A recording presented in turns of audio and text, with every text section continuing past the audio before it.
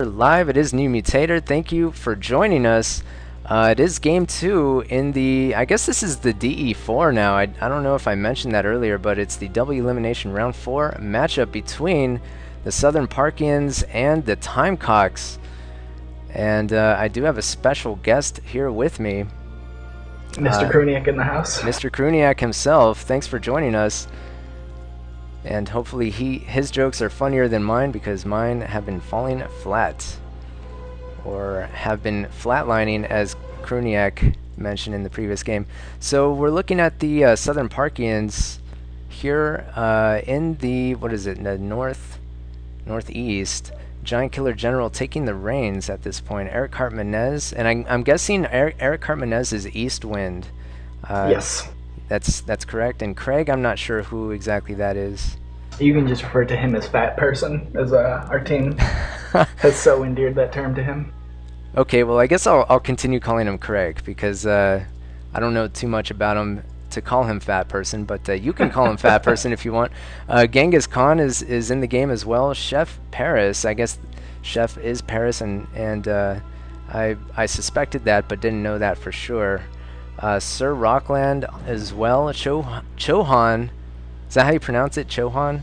I believe it would be, yes. Okay, aka Cruniac, who is actually here casting with me. Ross the Boss Ray, who is Homer, I believe, according to Cruniac here. And they're going to be opposite the blue team, the Timecocks merger. Go ahead and get rid of that chat so we can see who these players are. Stone Cold is going to be the captain in this game here. Scratch Bunnyline, who is actually Flatline. Father Xmas, MP Phil, and Renwood actually showing up as well. Ramirez and Headhunter in the game. So you were actually playing these games. Is there anything that you could tell us coming into this game here that maybe we wouldn't know just watching the films?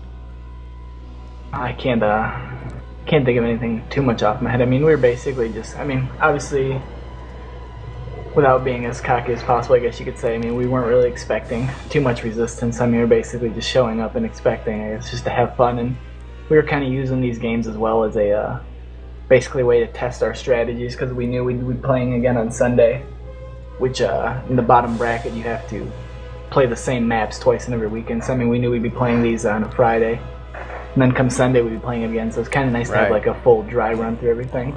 Right, absolutely.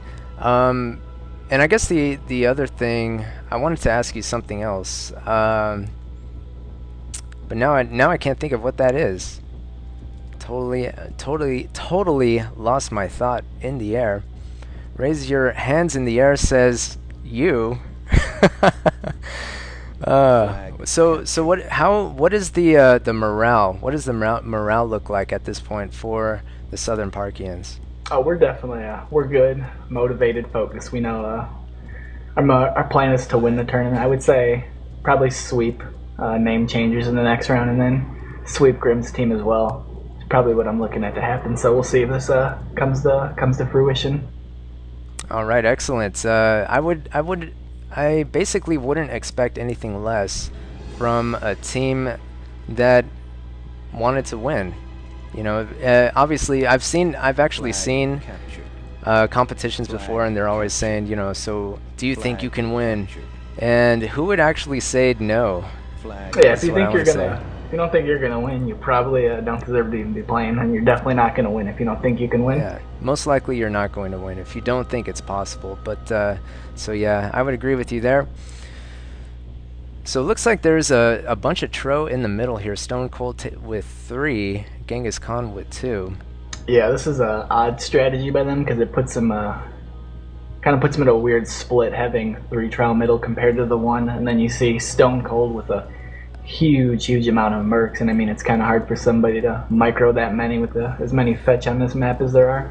Yeah, he has 57% of the units for his team, which is kind of incredible.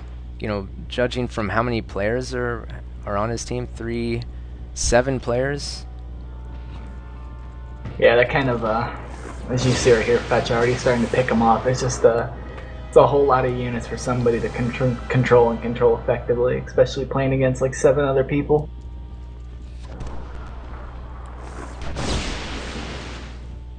So here he kind of has Fetch that he just has. I mean, as you see, the problem with him controlling so many is he's losing Fetch now as they kind of sit middle. Yeah, I think he just took too many units for himself. So I don't really see why he would do that. Some men just want to watch the world burn. I suppose so. You know, it almost doesn't seem like he is the same player as we've seen earlier in the tournament. And you also said that you mentioned that is probably because, well, there have been accusations that Stone Cold wasn't himself earlier in the tournament. I believe it was just for like the 1 round when they were playing against Gimbal. I think that was the team they were playing against. Might have been the Higa or Gimbal, one of those 2 teams. So here in the south, Scratch actually has the other Tro for the Timecocks. And he's running away from, I don't know, who is this? This is Eric Hartmanez kind of closing in there. Chef Paris is going to be engaging Scratch here and probably cleaning him up. Flag captured.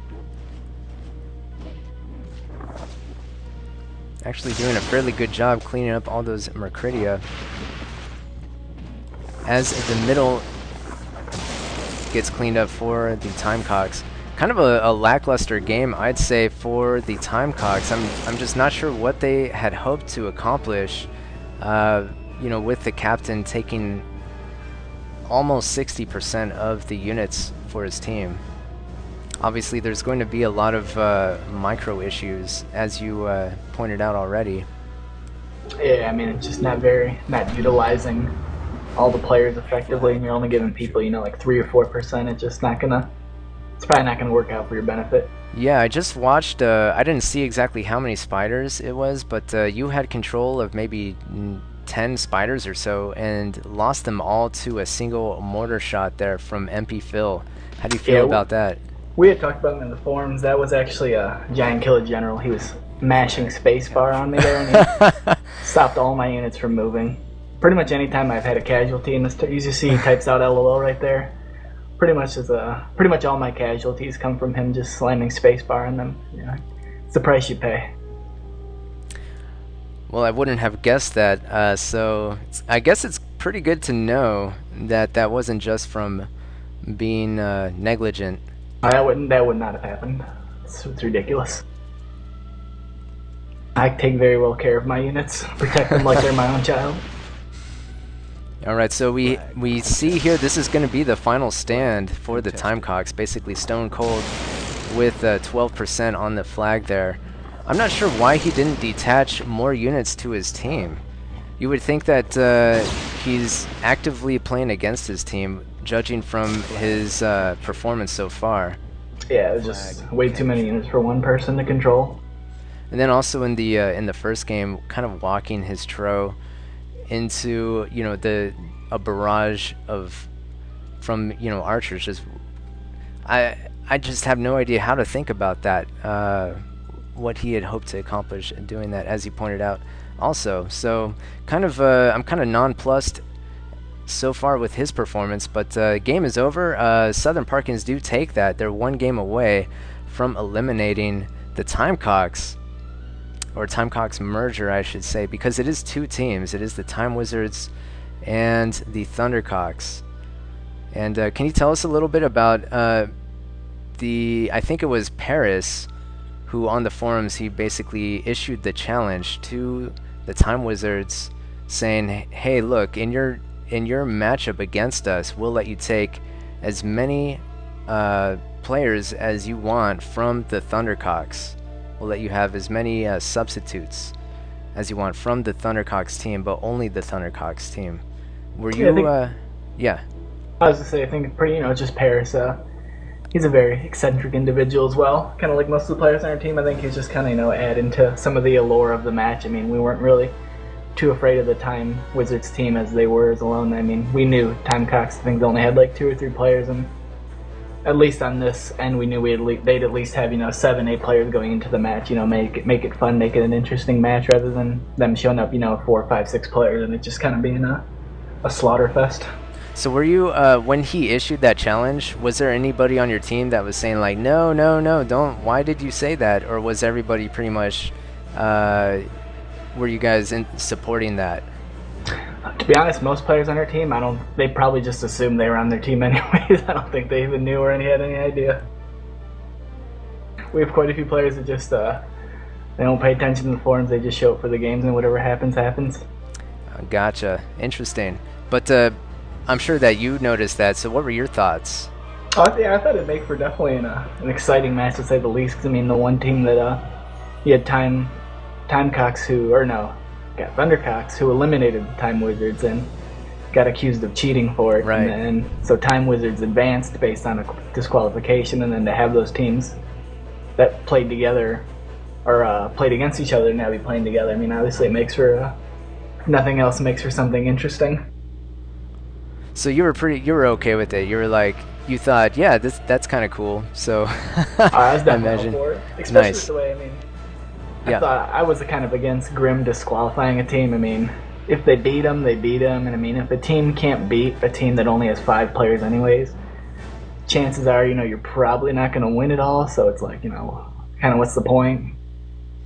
Right. So I'm going to look at some of these numbers here. It looks like Stone Cold only managing 102 damage with over 50% of the units for his team. 31 losses, as we see here.